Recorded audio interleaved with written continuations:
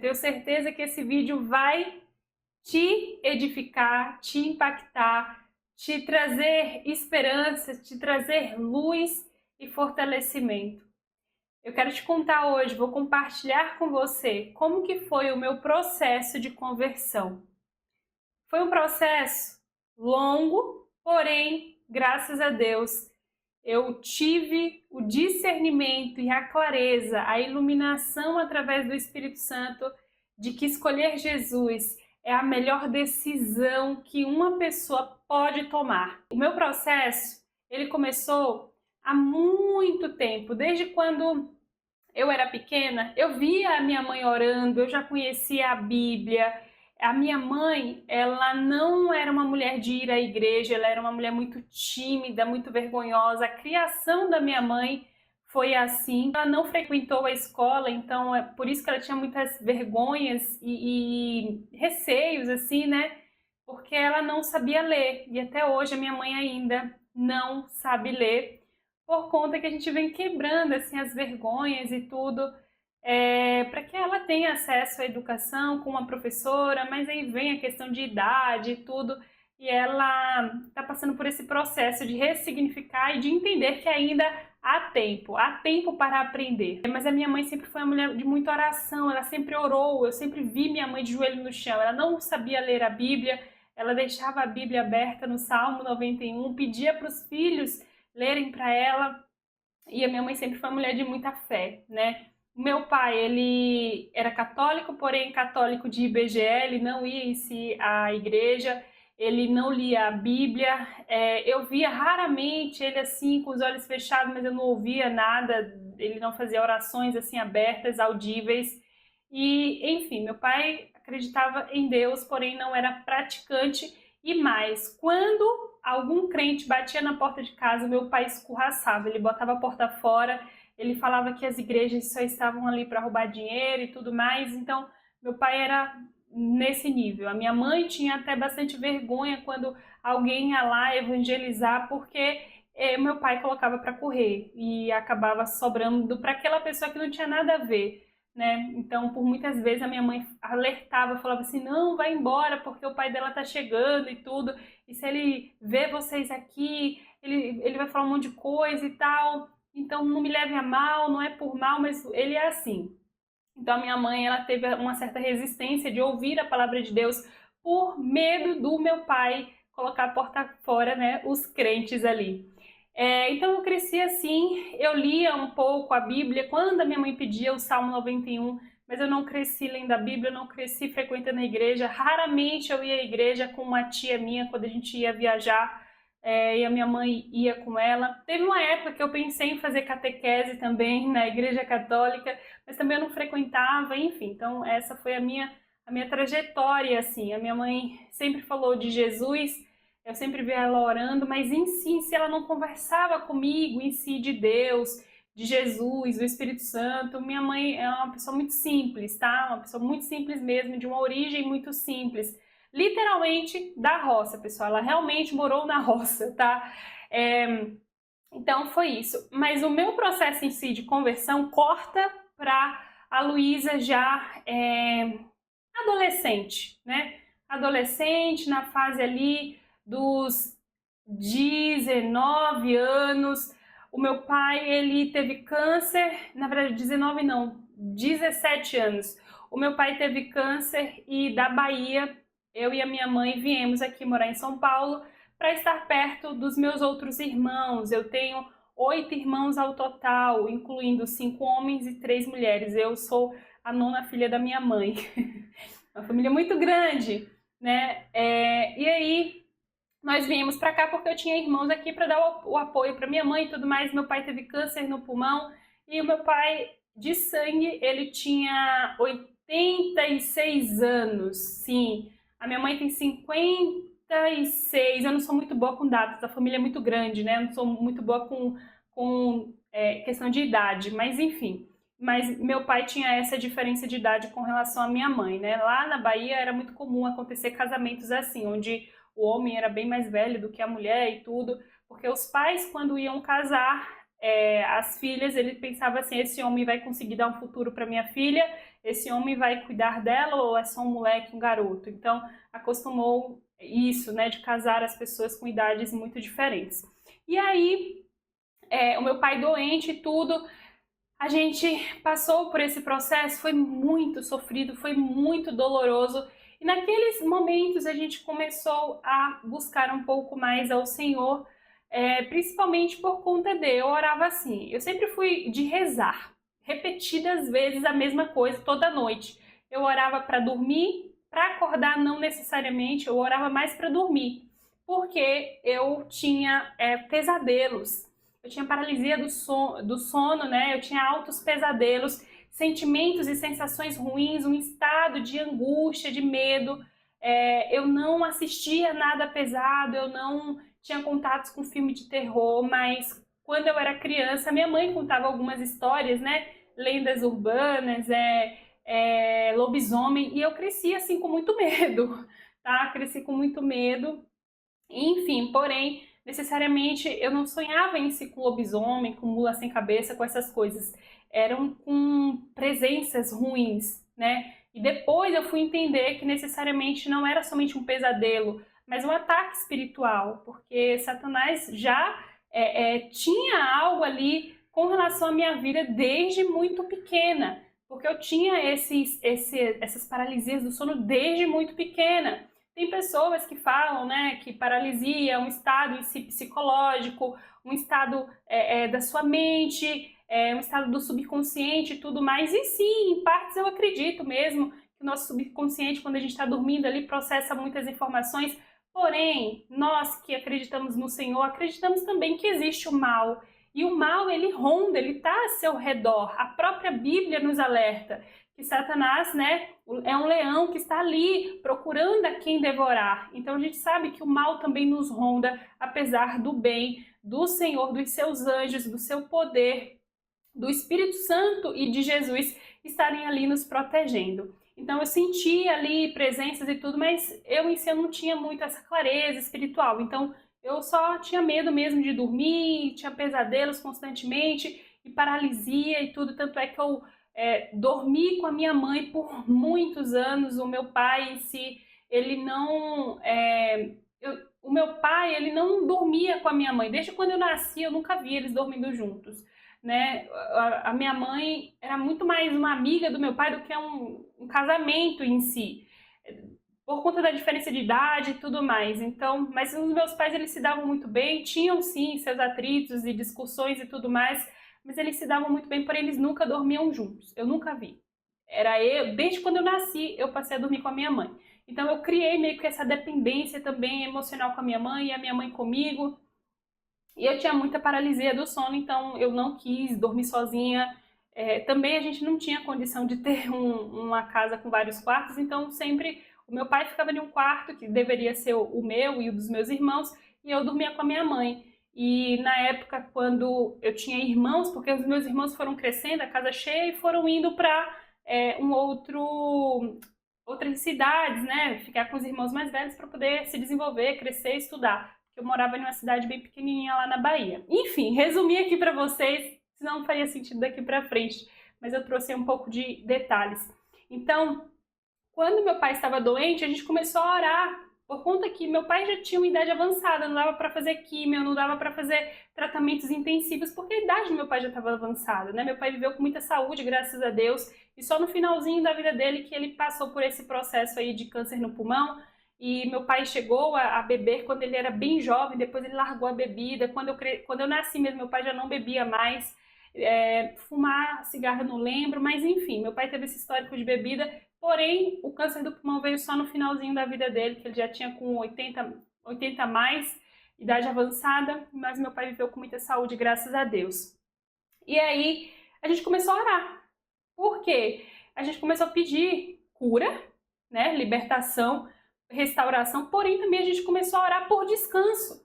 E foi nesse momento que eu comecei já a trabalhar, né, a parte da oração e parar de rezar, parar de repetir as mesmas coisas, mas sim conversar realmente. Eu via minha mãe muito triste, muito abalada, depressiva com o estado do meu pai. Apesar deles não terem um casamento, assim, minha mãe era muito próxima do meu pai foi o primeiro homem da minha mãe. e eu via o sofrimento dela. Então, de vez em quando eu olhava assim, quando eu ia cuidar do meu pai, e eu orava, né? Eu falava, ô Senhor, dá descanso, sabe? Espontaneamente, ainda não lia a Bíblia, tudo mais. Avançando, meu pai faleceu, descansou, está descansando no Senhor, assim eu creio, e eu e a minha mãe mudamos de casa. Mudamos de casa com mais um irmão, porque aquele cenário ali começou a ficar muito deprimente para minha mãe. A condição também um pouquinho melhorou, os filhos trabalhando, e a gente mudou de casa. Nessa época que a gente mudou de casa, ali eu comecei realmente a ter um contato mais próximo, porque eu comecei a ver pessoas lendo a Bíblia e tudo. Eu comprei uma Bíblia de letra grande, uma Bíblia bem grande mesmo, tá com a minha mãe, inclusive, essa Bíblia. E eu comecei a ler. Eu comecei, inclusive, através de um hábito que eu construí a partir da leitura do livro O Milagre da Manhã. E aí eu comecei a colocar a Bíblia nos meus hábitos. E isso estava me ajudando, estava me dando um sentido de vida. Tem muitos detalhes aqui que eu não vou me adentrar, como por exemplo o relacionamento. Eu tinha um relacionamento, né, nessa época, inclusive com meu marido, que hoje é o meu marido. Eu tenho um relacionamento de mais de 10 anos, mas nessa época eu estava em uma fase de separação com ele. A gente passou 6 meses distantes, cabeças, né, diferentes, imaturidade ainda, em uma época de amadurecimento. Então foi bem nessa época que eu comprei uma Bíblia e comecei a ler, né, profundamente. E depois, passado mais um tempo, eu estou pulando alguns detalhes aqui para chegar realmente no ponto da minha conversão. Passou mais um tempo, esse meu irmão que morava comigo e com a minha mãe, ele começou a prosperar e ele nos proporcionou uma experiência muito especial. Uma pessoa que saiu de uma casa que morava de madeira, onde bichos entravam, onde não tinha estrutura nenhuma, era uma casa muito simples mesmo, muito simples. Meu irmão conseguiu colocar a gente numa realidade de viver em Alphaville. Alphaville aqui em São Paulo, para quem não sabe, é um dos bairros um dos locais das regiões mais bem valorizadas de São Paulo, onde tem aquelas mansões, enfim, e um monte de famosos e tudo mais. Tem vários condomínios de alto luxo, alto padrão. E o meu irmão conseguiu, né? E a gente foi morar nessa região, eu e a minha mãe. Meu irmão já não foi, ele foi para um apartamento. E antes da gente ir para essa novidade, essa surpresa, que pra gente era algo surreal, uma família muito simples, aconteceu algo. Eu sempre amei muito cachorro. Eu tive um contato muito próximo com cachorros por conta de lealdade, do amor, do carinho, da fidelidade. E aconteceu algo muito surpreendente. Um lobinho, que era um husky siberiano, um lobo mesmo, ele 3 dias antes de nós nos mudarmos e um mês antes do meu aniversário, ele começou a ter uma dor na lombarzinha dele, né, nas costinhas dele. E ele ficou muito mal, tipo assim, do dia pra noite. E ele ruivava, e foi uma médicazinha lá cuidar dele. E, enfim, esse cachorro piorou. E 3 dias antes, ele estava me puxando na rua, ele me arrastava na rua. Aí ele piorou. Nisso que ele piorou, a gente viu que não dava, ele estava gritando muita dor, a gente levou ele para uma clínica veterinária e internou ele. Nisso que internou ele, esse lobinho era da minha irmã juntamente comigo, e aí o que aconteceu? Ele começou a ficar muito mal, começou a tomar morfina na veia, e aí me lembrou do processo do meu pai, que meu pai também começou a tomar morfina para aliviar a dor, mas a dor não passava, né? Não passava essa dor, e meu pai foi começando a ficar viciado na morfina, onde a morfina em altas doses já não fazia efeito. Esse é um dos efeitos colaterais, né, do remédio. Você começa a ter uma certa... eu esqueci a palavra, mas sabe quando não faz aquele efeito de antes? Começa a ficar algo que se acostuma, e aí você precisa de doses cada vez maiores, você começa a ter vício, seu corpo começa a se viciar, né? E aí o lobinho começou a ficar muito mal, chamaram a gente lá na clínica. E aí começaram a falar bem assim. Nisso eu fui ver o lobinho, ele estava muito debilitado, ele estava ruivando e enfiando às vezes a pata dentro, tipo, parecendo que queria arrancar assim a carinha dele, né, para mexer no cérebro. E aí o veterinário começou a falar que ele tinha muitos animais e que o caso do lobinho era irreversível porque tinha afetado todo o sistema cerebral e imunológico e não sei o que. E ele começou a dar os termos técnicos lá que eu nem lembro hoje. Resumindo, ele veio com duas opções. Ou a gente prolonga o sofrimento dele, sendo que ele pode não se recuperar, porque afetou realmente o cérebro dele. Ele teve bico de papagaio com mais alguma coisa lá na coluna e aí subiu para o cérebro e, enfim, irradiou no corpo dele. Aí e ele falou o seguinte: ou vocês prolongam, ou vocês vão ter que tomar uma decisão difícil, que é a eutanásia. Nesse momento, meu mundo caiu. Por quê? Eu que comecei a ter um contato um pouco mais em oração com Deus, falando para o Senhor assim: Senhor, ou dá descanso para o meu pai ou cura ele, mas não deixa o estado de sofrimento, porque eu não conseguia lidar com o estado de sofrimento. Para mim é sempre assim, ó, ou leva ou cura. Estado de sofrimento para mim era o que me gerava muitas crises, entendeu? E aí eu falei: meu Deus, como é que eu... Tudo bem, é um cachorro, eu sei que é um cachorro, mas cara, você tomar a decisão de prolongar o sofrimento ou de acabar com aquele sofrimento, mas dando descanso com as suas mãos, eu falei: eu não consigo. Ali eu entrei em desespero. Ali eu fiquei bem assim: meu Deus, como que pode? Eu não quero. Não, Senhor, leva o Senhor, leva o Senhor. E ali eu comecei a clamar ao Senhor. Eu falei: leva o Senhor. O Senhor deu a vida. Ai, veio coisas que eu nem nunca tinha lido. Se o Senhor deu a vida, o Senhor leva. A vida é sua. Não vem colocar isso em mim. Eu falava assim: não coloca essa responsabilidade em mim. Eu já pensava assim: eu vou me sentir muito culpada, eu vou me sentir acusada, julgada lá na frente pelo meu próprio autocrítico, né? A minha própria consciência, o eu crítico. E foi. E o lobinho ruivando de dor enquanto a gente tava nessa salinha. Aí eu conversando com a minha irmã, porque ela era a dona junto comigo, né, a tutora do lobo, e eu falei: eu não consigo. Nisso, 3 dias pra frente, a gente ia mudar pra Alphaville, uma outra realidade. Eu perdi o brilho. Sabe quando você perde o brilho?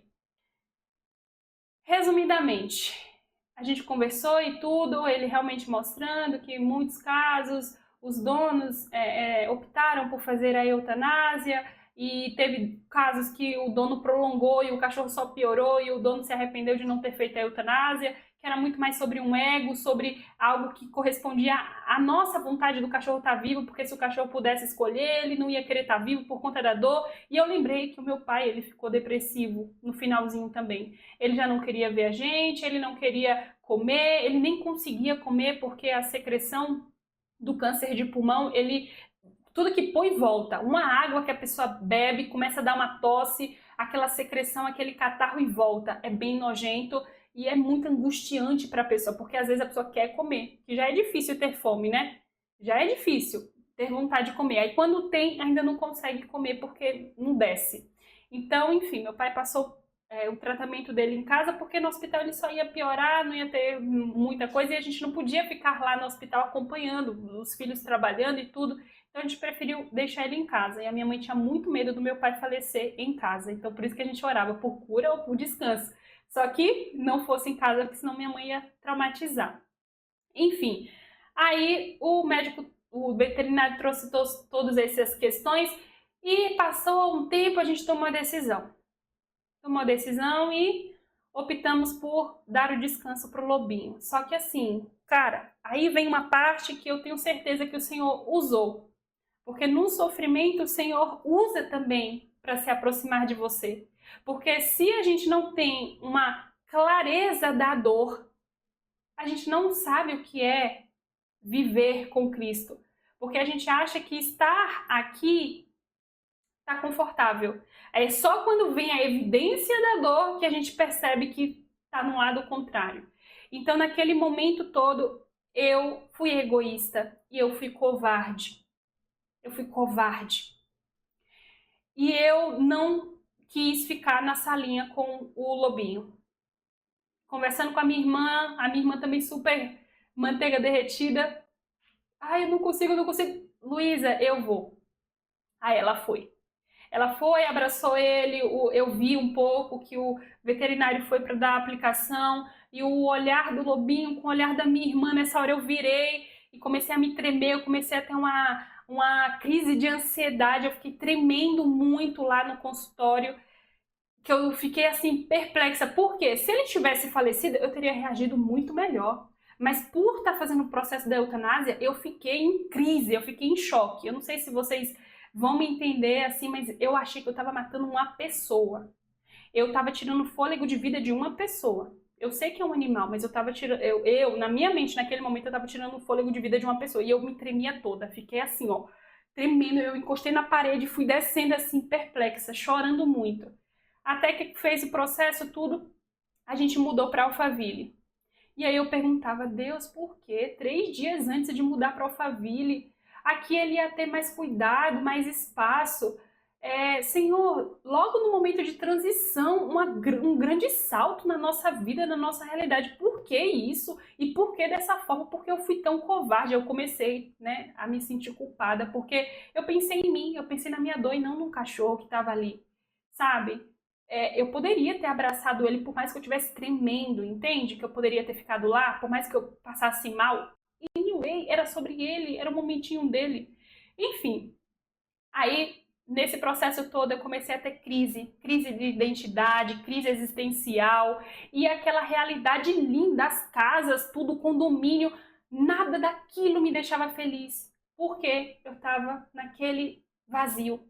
E eu creio absurdamente que o Senhor usou, não que o Senhor quis que acontecesse mas o Senhor usou dessa circunstância difícil do lobinho, da eutanásia do lobinho, para me converter. Porque foi a partir daí que eu comecei a olhar para minha vida e eu comecei a enxergar as coisas quebradas, as coisas faltando, as coisas sujas, fora do lugar.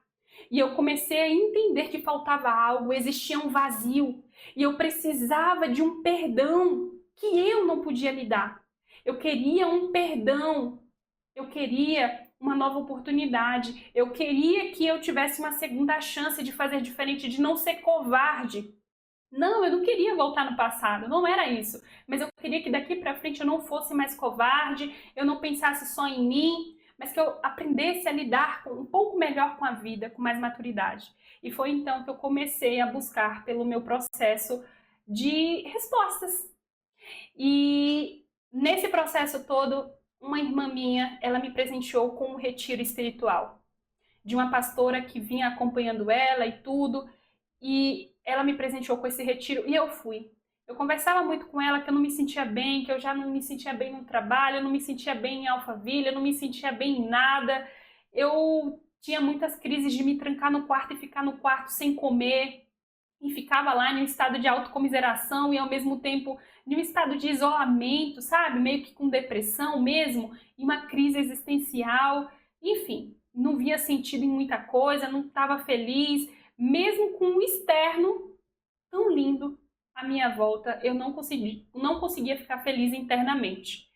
Enfim, fiquei muito triste, passou-se um tempo, alguns meses, aí eu fui para esse retiro espiritual. E lá eu encontrei o que estava me faltando, lá eu encontrei a cura, o perdão, eu encontrei uma nova oportunidade, eu encontrei força e esperança. Lá eu consegui entender que por mais que foi sofrido, que por mais que eu não compreendi naquele momento, eu consegui entender sobre a partida do meu pai, eu consegui entender, porque quando meu pai se foi, eu não chorei, eu não fiquei triste, porque para mim o que me gerava tristeza era o sofrimento.